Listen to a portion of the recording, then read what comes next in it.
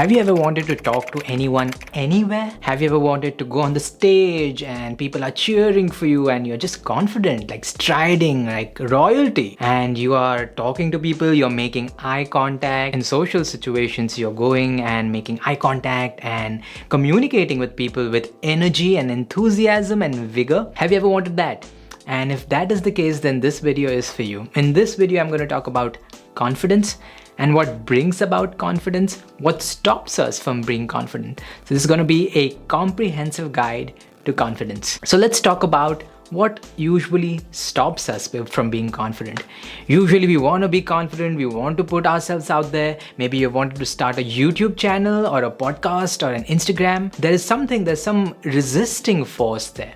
And what is that resisting force? And if I were to summarize all of that in one word, it would be this: fear. Whoop. Fear. Fear is what stops us from being who we are. Fear is what stops us from putting ourselves out there. So for example, in the case of social confidence, the fears are usually around what will people think of me when I put myself out there. Maybe there's this one friend from back in the day who would be like, this guy, it's too much. Maybe they would disapprove of you. So there's a lot of fear around what people might think, how they might judge you, how you might come across to them. And that leads to a certain loss of confidence. It leads to an inhibition. It leads to us coming in the shell, and it prevents us from going out there and putting ourselves out there. So my invitation to you is to think about, what are your fears? What are you afraid of? And what sort of judgment are you afraid of? Here's the thing about fear. Let me tell you this. Boom. Most fears are not proportional to reality. Now, what does that mean? Especially when we think about confidence and we think about social fears, we realize that a lot of them are sort of fake. There's a bluff to them. So for example, you might think that if you put yourself out there on YouTube, then you might think that what happens is people think that you are not doing well, you are not looking good. You just expect all sorts of negative reactions coming along. Or maybe you put a photo on Instagram and you think that people will just put like rude or mean or horrible comments. And while that can be the case sometimes, I don't want to sugarcoat things, but that's so incredibly rare, and it's so it's, even if it happens, it really doesn't amount to anything. So let's say if someone even says something that you are really afraid of, what happens then? Well, really all that happens is you get a spike of fear and then it's gone. That's it.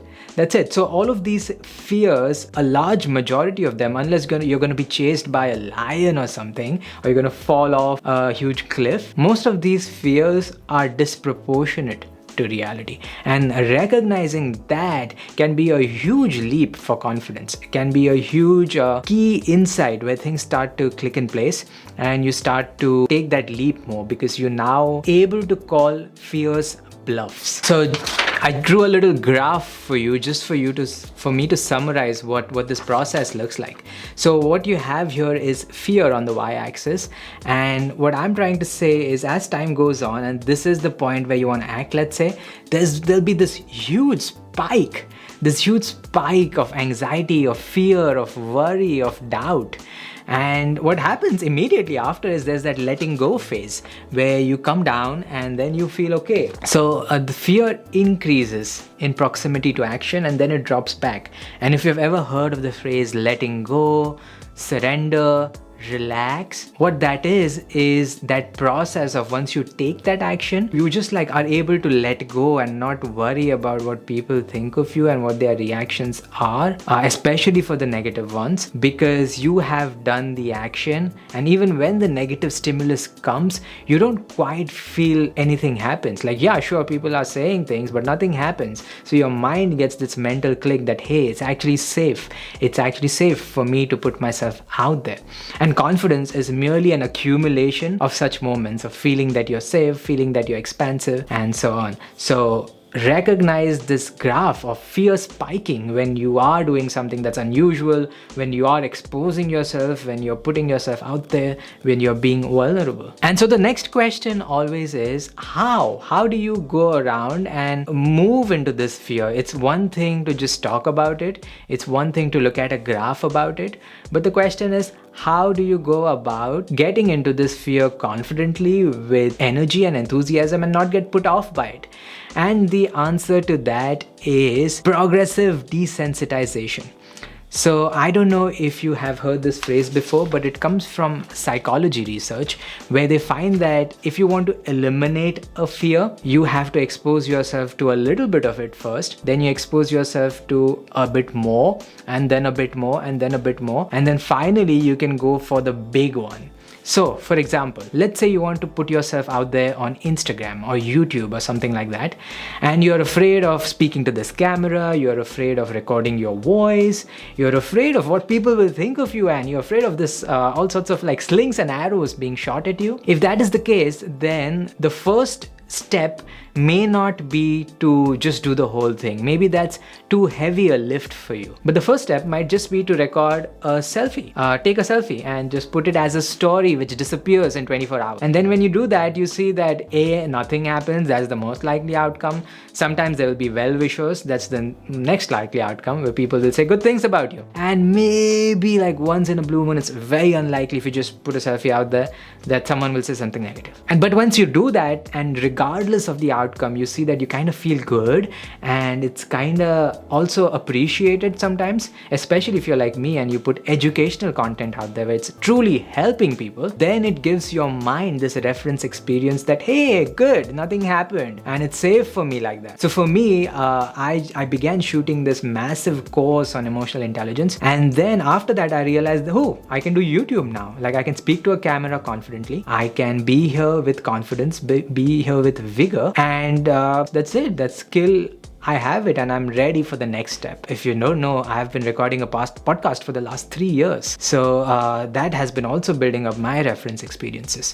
So progressive desensitization. And the final point I would make is, sometimes if you just focus on taking action, if you just focus on doing things and putting yourself out there and creating content, then sometimes what might happen is you do it from a place of perfectionism, you do it from a place of anxiety, and you beat yourself out, you beat yourself up to do things, and then slowly you can enter burnout territory. So this is a bit of like stage 2, where you have started to put yourself out there, but then you're just so overwhelmed by the demands of content creation, let's say, or public speaking, or whichever way you want to put yourself out there, be it in social life with friends, just if you want to go to events, if you want to go for dates. So if you are approaching it from a place of self-pressure, from a place of anxiety and perfectionism, then slowly you're heading for burnout.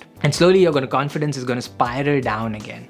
And for that, the bulletproof solution is this: self-compassion. And this is the idea that if you want to gain confidence repeatedly, and you want it to like thrive, and from this little seed, if you want a whole plant to grow, then you cannot do that with a fuel of anger or perfectionism or beating yourself out there or self-hate. Your fuel has to be better. Your fuel has to be cleaner for sustained and long-term confidence. That fuel in the mind is in the form of self-compassion. It's when you don't want to do something, if you don't want to put yourself out there, then instead of being like, you stupid piece of S, you could be like, let me be curious. What's happening here? Why do I not want to put myself out there? What is this part of me trying to say? Because anytime you don't want to do something, usually it's a part of you that is worried about something. And if you just like shove that part down, and if you just try to power through it, sure, you might be able to do it once, you might be able to do it twice, but how long are you going to sustain that? How long are you going to sustain that teeth grinding suppression? And so I think the final solution, the ultimate solution for sustained and long-term and prolonged thriving and confidence and expansion is self-compassion and cleaner fuel, cleaner mental fuel. So I hope this video was useful, and I hope it taught you something about confidence. May you take that action that scares you. May you be able to titrate it. So you take the smaller one if you're not able to take the bigger one. And my invitation for you at the end of this video would be to go do something. Go do something that makes you feel scared, but it is in the right interest for yourself and for others, because ultimately it's about serving others with your energy, your presence, what you have to add is valuable so that others might benefit from what you have to add.